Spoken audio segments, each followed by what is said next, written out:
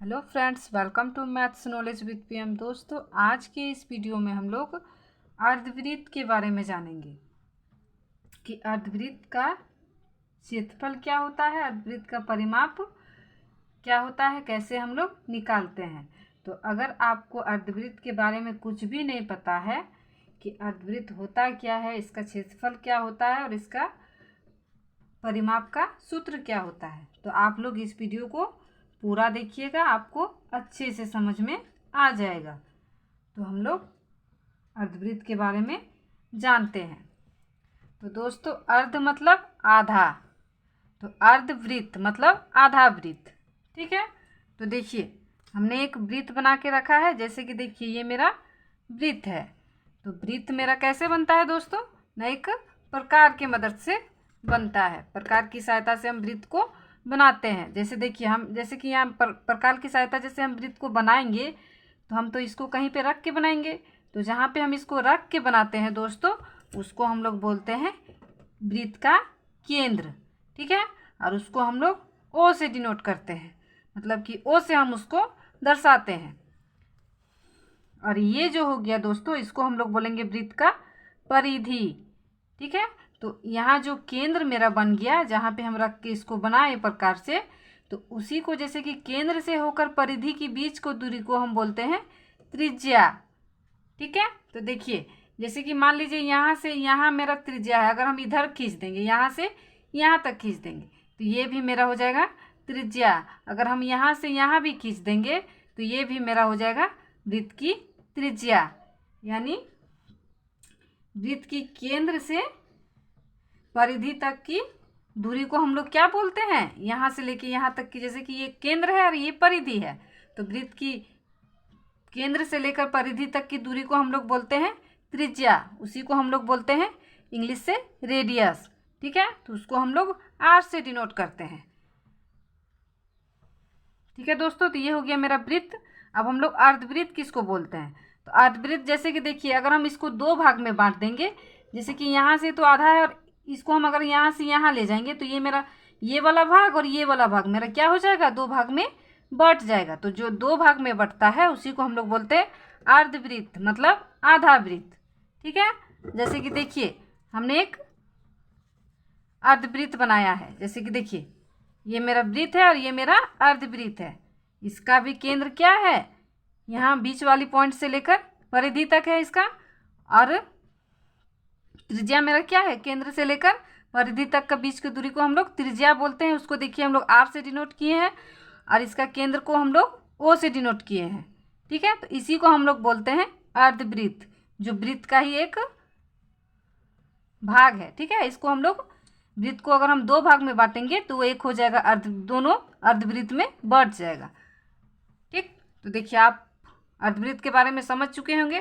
तो देखिए मान लीजिए कि यहाँ पे जैसे कि यहाँ आर दिया है, तो अगर यहाँ पे आर की जगह पे कोई संख्या दिया हुआ रहता है, कि जैसे यहाँ पे ये त्रिज्या मेरा दिया है 7 सेंटीमीटर या फिर 14 सेंटीमीटर या फिर 15 या फिर कुछ भी दिया हुआ रहता, तो उसको हम कैसे निकालेंगे। ठीक है, यानी अर्धवृत्त का हम क्षेत्रफल और अर्धवृत्त का हम परिमाप कैसे निकालेंगे, वो हम आज सीखते हैं। तो सबसे पहले हम फॉर्मूला के बारे में जानते हैं। तो अर्धवृत्त का क्षेत्रफल फॉर्मूला हम लोग लिख लेंगे दोस्तों।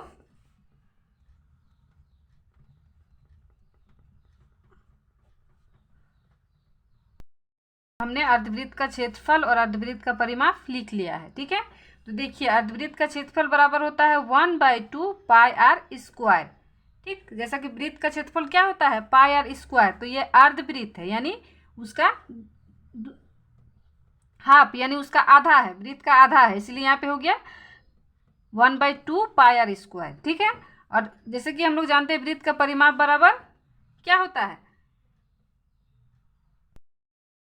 होता है 2 पाई आर। ठीक है, वृत्त का परिमाप बराबर होता है 2 पाई आर, तो अर्धवृत्त का परिमाप बराबर हो जाएगा पाई आर प्लस 2r।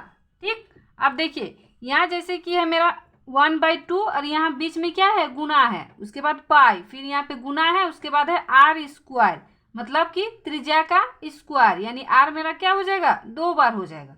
ठीक है, उसी तरह देखिए यहाँ पे है पाई गुना आर प्लस 2 गुना आर। ठीक है, तो देखिए पाई का मान क्या होता है दोस्तों, 22/7, या फिर पाई का मान होता है 3.14। ठीक है, पाई का मान दिया हुआ रहता है, इसको हम लोग चेंज नहीं कर सकते हैं। ठीक, अगर आप पाई का मान 22/7 रखिएगा फिर भी आंसर आएगा, और पाई का मान अगर 3.14 रखिएगा फिर भी आंसर आएगा। तो चलिए हम लोग एक क्वेश्चन को सॉल्व करते हैं। जैसा कि देखिए हमने एक अर्धवृत्त ले लिया है, ठीक है, जिसका क्या है, केंद्र यहाँ पे है ना, उसको हम लोग ओ से डिनोट किए हैं, और ये केंद्र से लेके परिधि तक के बीच की दूरी को हम लोग क्या बोलते हैं, त्रिज्या बोलते हैं।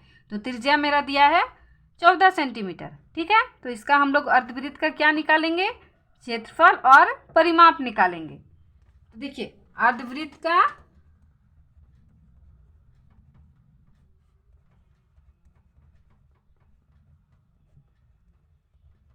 क्षेत्रफल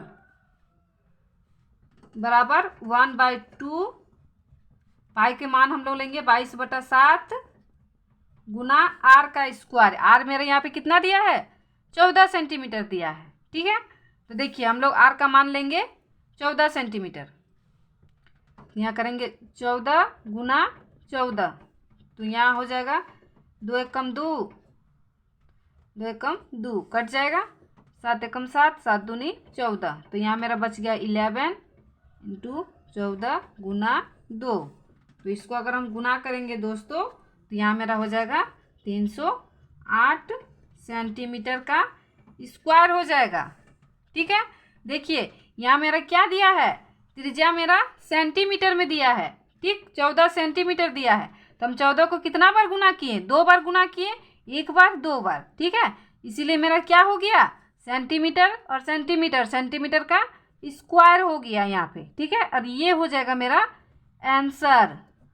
ठीक, आप लोग सेंटीमीटर ज़रूर लिखिएगा, ठीक है, तभी आपका आंसर सही होगा, वरना आंसर गलत हो जाएगा। तो अब हम लोग अर्धवृत्त का परिमाप निकालेंगे। तो अर्धवृत्त का परिमाप बराबर होता है पाई आर प्लस 2r। तो पाई के जगह पे हम लोग किसको लिए हैं, 22/7 को लेंगे, तो 22/7। आर यानी रेडियस, यानी मेरा त्रिज्या, त्रिज्या मेरा कितना दिया है, 14 सेंटीमीटर दिया, तो हम ये लिखेंगे गुना 14, यहाँ प्लस है प्लस दे देंगे, उसके बाद 2 गुना आर, आर मेरा है 14। ठीक, तो देखिए अब ये मेरा कट जाएगा, 7 एकम 7, 7 दूनी 14,